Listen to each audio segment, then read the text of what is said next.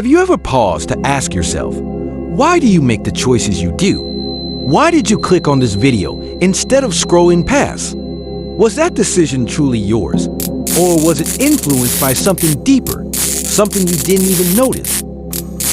The concept of free will suggests that we are in control of our actions, that we can make choices free from outside interference. It feels intuitive, even empowering, a cornerstone of what it means to be human. But for centuries, this idea has been at the center of one of the most profound debates in history. Philosophers have wrestled with it, scientists have examined it, and religious thinkers have pondered its implications. Some believe we are completely free to shape our destiny, that every choice we make springs from our independent will. Others argue that this freedom is an illusion, that our actions are determined by forces beyond our control, our genetics, our upbringing, societal pressures, or even the laws of physics themselves. Think about it. Every decision you've ever made, was it really a product of your free will, or the result of a complex web of influences you can't escape?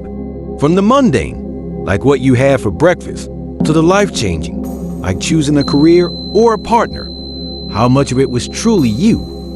Today, we will unravel this mystery and dive deep into the timeless debate about free will. Is it a defining feature of human existence, or merely a comforting illusion? And if it's an illusion, what does that mean for how we live our lives, how we hold ourselves accountable, and how we understand our place in the world?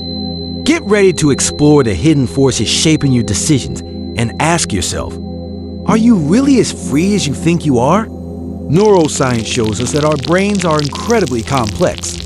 Scientists have discovered that certain parts of the brain start working before we even realize we're making a decision.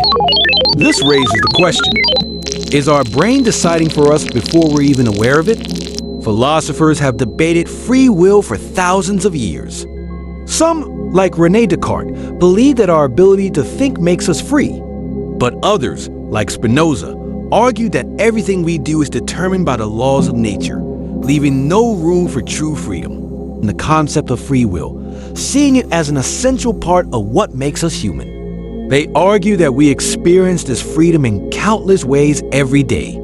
Think about how we structure our daily routines, choosing what to eat for breakfast, deciding whether to take the scenic route or the quickest one, or tackling complex problems with creativity and determination.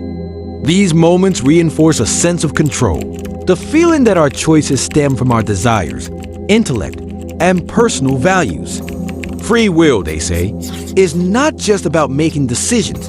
It's about the human capacity to innovate, dream, and take responsibility for our actions. It's what allows us to write novels, compose symphonies, build groundbreaking technologies, and work together to solve global challenges. Without this sense of autonomy, some argue accountability and personal growth lose their meaning. After all, how can we take credit for our successes or learn from our mistakes if we don't believe our choices are truly our own? Supporters of free will also point to science for evidence, particularly in the realm of quantum mechanics.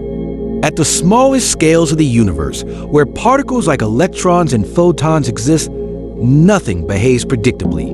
For instance, a particle might appear in one place or another without any apparent cause, a phenomenon scientists describe as quantum indeterminacy. This inherent unpredictability at the quantum level challenges the idea of a fully deterministic universe, where everything is preordained. Free will advocates suggest that this unpredictability might open the door for genuine freedom in human decision-making. If the universe is not entirely predictable, perhaps our minds are also not bound by strict cause and effect. In this space of uncertainty, they argue, lies the potential for truly independent choices, ones not dictated solely by genetics, environment, or prior events. While not all scientists agree with this interpretation, it offers an intriguing perspective that the same randomness governing the smallest particles might also empower us to act freely. Could this randomness be the foundation for our creativity, spontaneity, and the ability to chart our own paths? For those who hold fast to the belief in free will, it's a possibility worth exploring. Not everyone agrees that free will is real. Scientists have found evidence suggesting that much of what we do is influenced by factors beyond our control. For example, in the 1980s, a famous experiment by Benjamin Libet showed that our brain starts preparing to act before we even realize we're making a decision. This means our subconscious mind might be in control, not our conscious thoughts. Add to this the role of biology and upbringing. Our genes influence our personality and behavior. The environment we grow up in shapes how we think and act. These critics argue that our choices are not free, they're determined by these factors. Some thinkers believe that free will and determinism can work together. This idea is called compatibilism. Compatibilists argue that even if our choices are influenced by the past, we still have the ability to think, reason, and make meaningful decisions. Whether free will is real or an illusion, the debate teaches us something important. We have the power to reflect on our actions and make meaningful changes in our lives. Maybe we aren't entirely free, but that doesn't mean our choices don't matter. After all, the choices we make, whether they're shaped by free will or not, are what define us. What do you think? Is free will real? Or are we just playing out a script? Let us know in the comments below.